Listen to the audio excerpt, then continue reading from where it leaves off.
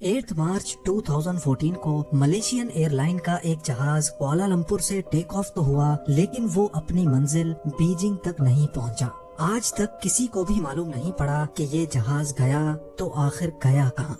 लेकिन पूरे 8 सालों के बाद फाइनली अब एक उम्मीद मिली है कि ये जहाज इस वक्त कहाँ मौजूद है। ज़ेम टीवी की वीडियोस में एक बार फिर से खुशामदीद। नाज़रीन, ये बात है 8 मार्च 2014 की, यानी आज से करीब 8 साल पहले मलेशियन एयरलाइन के एक जहाज फ्लाइट MH370 को मलेशियन कैपिटल कुआलालंपुर से टेक ऑफ करके चाइना के कैपिटल बीजिंग तक जाना था। इस फ्लाइट में 2 पायलट्स, 10 कैबिन क्रू और 227 पैसेंजर्स मौजूद थे, जिनमें से ज्यादातर पैसेंजर्स का ताल्लुक चाइना से था। दोनों पायलट्स इंतहाई एक्सपीरियंस थे, जिनमें से 53 साल के कैप्टन ज़ाहरी अहमद शाह को 33 साल का फ्लाइट एक्सपीरियंस था, जबकि 27 साल के को पायलट फारिक अब्दुल हमीद एक जूनियर पायलट थे, जिनको 7 साल का फ्लाइट एक्सपीरियंस था। अगर इस प्लेन की बात की जाए तो 11 साल पुराना ये बोइंग 777 जहाज था, जिसमें ना ही किसी किस्म की कोई प्रॉब्लम थी और ना ही पास्ट में ये जहाज किसी मैकेनिकल या इलेक्ट्रिकल हादसे का शिकार हुआ था।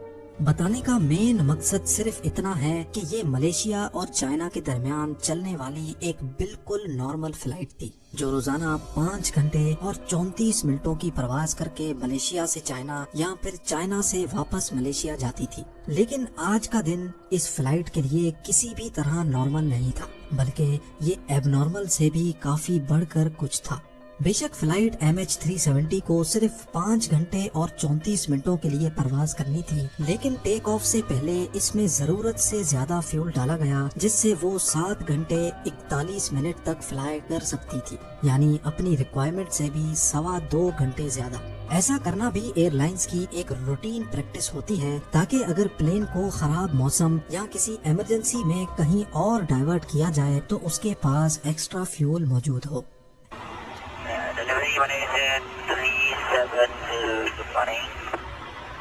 Malaysian 370 standby. Malaysian 370 request level. 370, we are ready. Requesting flight number 350 to Beijing.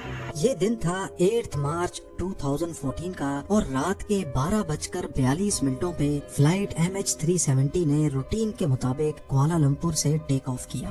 First pilot Zahiri take off से पहले और उसके बाद भी Kuala Lumpur air traffic control tower से डायरेक्ट कांटेक्ट में थे। टेक ऑफ करते ही जहाज ने अपनी डायरेक्शन साउथ चाइना सी की तरफ कर दी और ठीक 20 मिनटों के बाद, यानी रात के 1:09 पर जहाज में लगे ट्रांसपोंडर ने अपनी current GPS location Kuala Lumpur air traffic control tower के रडार को भेज दी।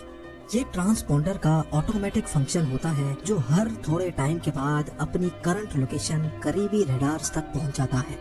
अभी तक तो सब कुछ ठीक प्लान के मुताबिक चल रहा था। इसके ठीक 10 मिनटों के बाद, यानी रात के 1:19 पर जब flight MH370 Malaysian air jurisdiction से निकलकर वियतनाम की एयर जुरिस्डिक्शन में जाने लगी, तो कुआलालंपुर के कंट्रोल टावर ने आखिरी बार फर्स्ट पायलट ज़ाहरी से कांटेक्ट किया और ये अल्फाज बोले। Malaysian 370. Malaysian 370, contact Ho Chi Minh 120.9. Right. Malaysian 370. इसका मतलब था कि अब फ्लाइट MH370 को वियतनाम की सिटी हो ची मिन्ह के कंट्रोल टावर से कांटेक्ट करना चाहिए।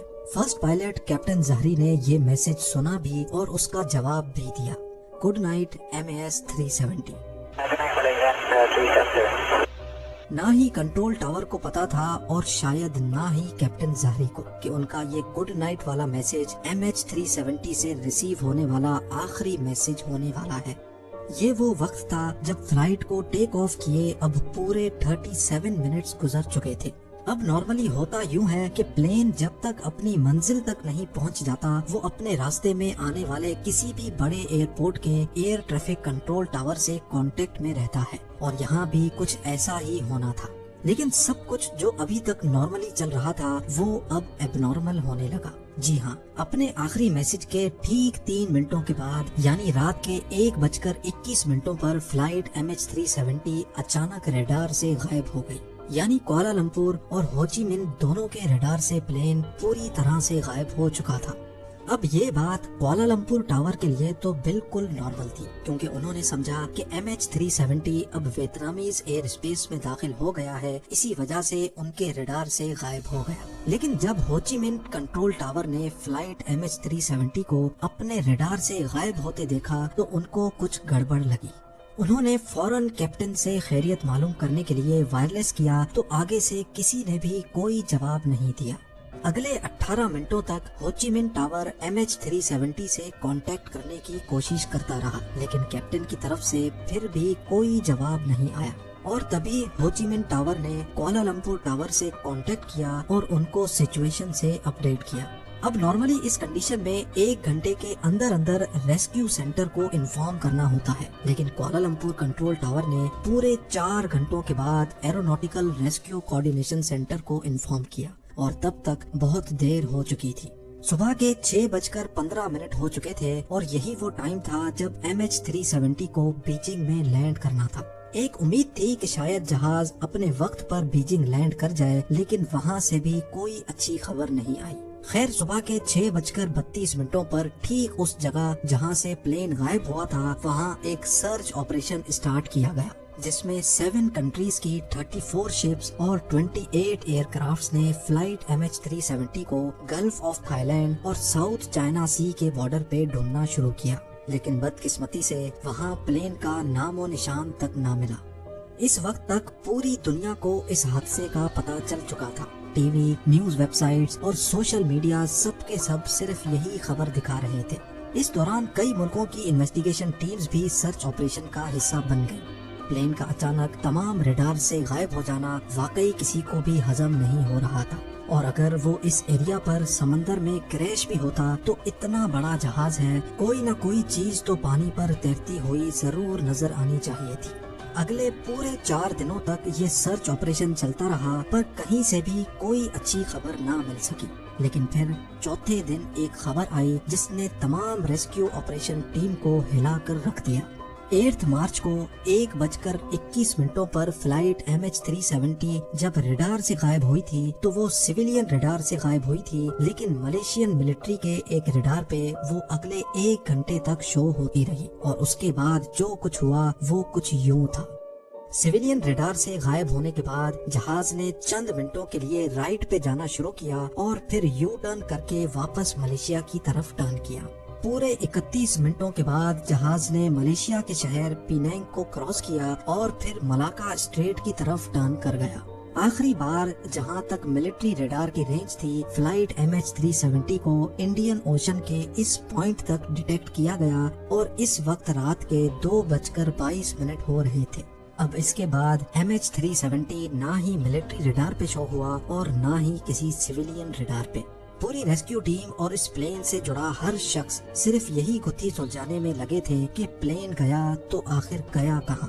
اس سے بھی بڑھ کر جو چیز تنگ کر رہی تھی وہ یہ تھی کہ پلین نے بیجنگ کی بالکل اپوزٹ ڈائریکشن میں شارپ یو ٹرن کیوں کر لیا۔ جو ریسکیو ٹیم پہلے گلف آف تھائی لینڈ اور ساؤتھ چائنا سی میں پلین کو ڈھونڈ رہی تھی، وہ اب انڈین اوشن کے اس حصے میں ڈھونڈنا شروع ہو گئی، لیکن حیرت انگیز طور پہ یہاں پر بھی پلین کا کوئی اتا پتہ نہ ملا۔ اگلے کچھ دنوں بعد ایک اور خبر ملی، اور اس نے ایک بار پھر سے پوری سچویشن ہی چینج کر دی۔ پتہ یہ چلا کہ پلین ملٹری ریڈار سے تو 2:22 پر غائب ہوا، لیکن ایک سیٹلائٹ ایسی تھی جس سے وہ لگاتار کانٹیکٹ میں تھا۔ آپ کو یہاں پر اپڈیٹ کرتے چلیں کہ یہ بوئنگ ایئر پلینز کے لیے ایک نارمل بات ہوتی ہے کہ جب ان کا اپنا کمیونیکیشن سسٹم کسی وجہ سے خراب ہو جاتا ہے تو وہ سیٹلائٹ سے کانٹیکٹ کرنے کی کوشش کرتا ہے۔ پلین نے آٹومیٹیکلی ٹھیک ہر 1 گھنٹے کے بعد 35,000 کلومیٹر دور انمار سیٹ نامی سیٹلائٹ سے کانٹیکٹ کرنے کی کوشش کی۔ اس سیٹلائٹ پر سیوڈ ڈیٹا کی مدد سے ایکسپرٹس نے ایک کمپلیکس کیلکولیشن پرفارم کی تو آخرکار فلائٹ MH370 کے اگلے موو کا بھی پتہ چل گیا۔ پتہ یہ چلا کہ ملٹری ریڈار سے بھی غائب ہونے کے بعد ملیشین ایئر کرافٹ نے دوبارہ ایک ٹرن لیا اور اگلے 5 گھنٹوں تک اسی ڈائریکشن میں انڈین اوشن کے اوپر فلائی کرتا رہا۔ صبح کو 8:19 پر پلین نے آخری بار سیٹلائٹ سے کنیکشن بنانے کی کوشش کی، اور یہ MH370 کی طرف سے ملنے والا سب سے آخری سگنل تھا۔ اس کے بعد نہ ہی پلین نے کسی اور سیٹلائٹ سے کانٹیکٹ کیا اور نہ ہی وہ کسی اور ریڈار پہ شو ہوا۔ یعنی جس وقت ریسکیو ٹیم پہلی بار جہاز کو ڈھونڈ رہی تھی، اصل میں اس وقت جہاز فلائی کر رہا تھا، لیکن اس کی لوکیشن وہاں سے بہت دور تھی۔ ایکسپرٹس اور انویسٹیگیشن ٹیم کا ماننا ہے کہ آسٹریلیا سے 2000 کلومیٹر ویسٹ میں انڈین اوشن کے ٹھیک اس کروڈ اسپاٹ پہ آ کر جہاز کا سیٹلائٹ سے کنیکشن ٹوٹا۔ یعنی کوالالمپور سے ٹیک آف کرنے کے بعد اس کروڈ اسپاٹ تک پہنچنے میں جہاز کو پورے 8 گھنٹے لگے، اور جہاز میں ٹوٹل فیول بھی صرف اتنا ہی تھا۔ تو اس بات کے کافی زیادہ چانسز ہیں کہ MH370 اسی کرو اسپاٹ میں ہی کہیں فیول ختم ہونے کی وجہ سے کریش ہو گیا۔ انڈین اوشن کا یہ ہائی لائٹڈ کروڈ حصہ پورے انڈیا سے بھی بہت بڑا ہے، اور یہاں پر اسٹارٹ کیا گیا ایک deep sea search operation. MH370 کو ڈھونڈنا بہت ضروری تھا، کیونکہ جب تک پلین اور اس کا بلیک باکس نہیں ملے گا تب تک یہ پتا نہیں چلے گا کہ کریش سے پہلے پلین کے اندر کیا کچھ ہو رہا تھا۔ کئی مہینوں نہیں بلکہ کئی سالوں تک یہاں پلین کو تلاش کرنے کا عمل چلتا رہا، لیکن یہاں پر بھی پلین کا کوئی سراغ نہیں ملا۔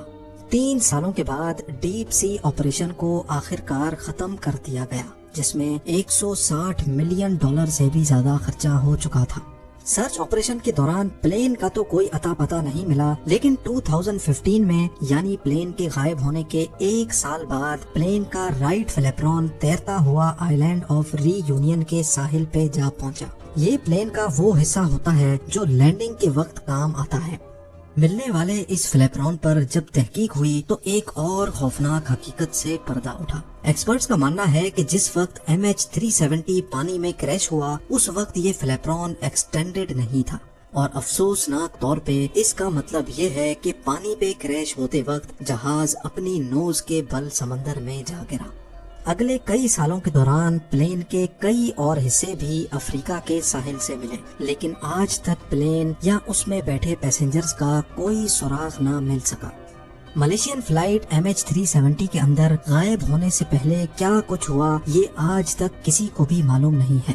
کچھ انویسٹیگیٹرز کا شک ہے کہ پلین ہائی جیک ہوا تھا، تو کچھ اس بات پر یقین رکھتے ہیں کہ کسی الیکٹریکل فیلئر کی وجہ سے پلین کا باہر کی دنیا سے کانٹیکٹ ٹوٹ گیا، اور آکسیجن کی کمی کی وجہ سے پلین کے اندر تمام لوگ بے ہوش ہو گئے تھے۔ خیر اصل ریزن کیا ہے یہ تو پلین کے بلیک باکس میں محفوظ ریکارڈنگ سے ہی پتا چل سکتا ہے، جو پلین کے ساتھ ہی انڈین اوشن میں کہیں غائب ہے۔ MH370 کے غائب ہونے کے پورے 8 سالوں کے بعد فیبروری 2022 میں ایک بار پھر سے پلین کے ملنے کی امید دلائی گئی۔ ایک British retired aerospace engineer Richard Godfrey نے دعویٰ کیا ہے کہ ویک سگنل پروپیگیشن انالیسس کے ذریعے اس نے پلین کی اصل لوکیشن کا اندازہ لگا لیا ہے، اور حیرت انگیز طور پہ رچرڈ نے جو پن پوائنٹ لوکیشن بتائی ہے وہ بھی انڈین اوشن کے اسی کروڈ ایریا میں موجود ہے۔ رچرڈ کا ماننا ہے کہ اس کی بتائی گئی ٹھیک اس جگہ پر اوشن کے 4000 میٹر نیچے ملیشین ایئر لائن کا گم شدہ جہاز ابھی بھی موجود ہے۔ یہ اتنی ہی گہرائی ہے جتنا نیچے ٹائٹینک شپ پورے 74 ایئرز کی کوششوں کے بعد 1985 میں ملی تھی۔ اب Malaysian authorities retired aerospace engineer کے اس کلیم کو کتنا سیریس لیتی ہے، اور اس جگہ پر ایک نیا سرچ آپریشن لانچ کیا جاتا ہے کہ نہیں، یہ تو وقت ہی بتائے گا۔ امید ہے زیم ٹی وی کی یہ ویڈیو بھی آپ لوگ بھرپور لائک اور شیئر کریں گے۔ آپ لوگوں کے پیار بھرے کامنٹس کا بے حد شکریہ۔ ملتے ہیں اگلی شاندار ویڈیو میں۔